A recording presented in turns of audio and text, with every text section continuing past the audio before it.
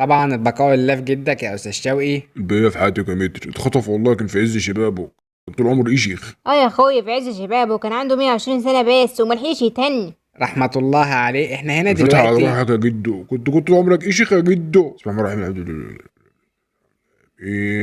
الله يرحمه. احنا النهارده متجمعين معلش يا متر، عشان ده حدث بس هروح جدو عشان كان طول عمره شيخ يا جدو. ما خلاص يا نجم بقى، ده المرحوم ما كانش يعرف اسمك اصلا، كان مسميك الكلح ابو شنب. بس اتخطف والله، ملحقش يستمتع بحياته مع انه طول عمره كان شيخ. يستندع بقى، ده من ايام الانجليز يا جاحد. مش مهم بقى، بس الله يرحمه كانت الناس كلها بتحبه وكان طول عمره شيخ. يا شوقي بطل زلطة بقى، ده كان في جلسه 37 واحد منهم 30 ما يعرفوش مين اللي مات اصلا. المهم يا جماعة دلوقتي جدك توفى وساب وصية لتوزيع التركة عندي في المكتب، وانت الوريث الوحيد. يا حبيبي يا جدو ده اتخطف والله. دلوقتي بقى جدو لما عرفت ان الراجل ساب قرشين تحت البلاطه. اتفضل يا باشا اقرا الوصيه سعاده المستشار. طبعا بعد ما حمد الله واثنى عليه، بسم الله الرحمن الرحيم، يتم حرمان شوقي ابن بنت من الميراث.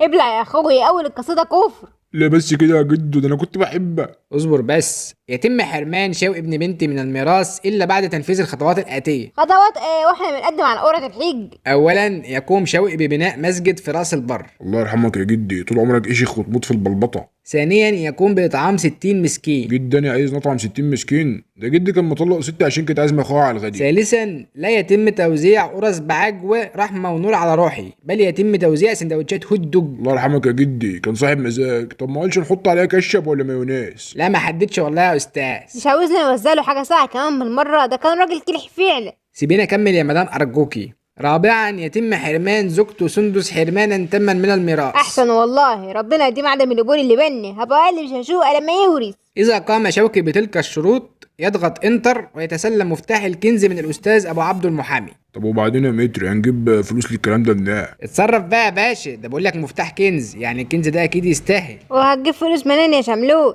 اخد كارد بقى ولا استلف يا سندس، ما تقلقاش.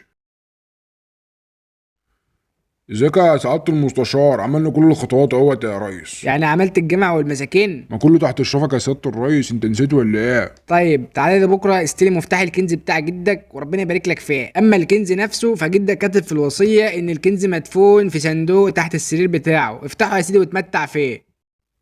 اخيرا يا سندوس اخدنا الكنز. طب افتح يا اخويا افتح، يكشن نلاقي حاجة عليها القيمة. افتح يا سمسم. وليه يفتح يا سمسم؟ ليه ما نقولش افتح يا سندس؟ بقول لك ايه، مش وقت حقوق مروه ورضوى الشربيني دلوقتي. افتح يا سمسم. الاشاخه كنز لا يفنى. اهدي تعيش وتاخد غيرها، جدك بقلشك. الله يرحمك يا جدو، طول عمرك شيخ.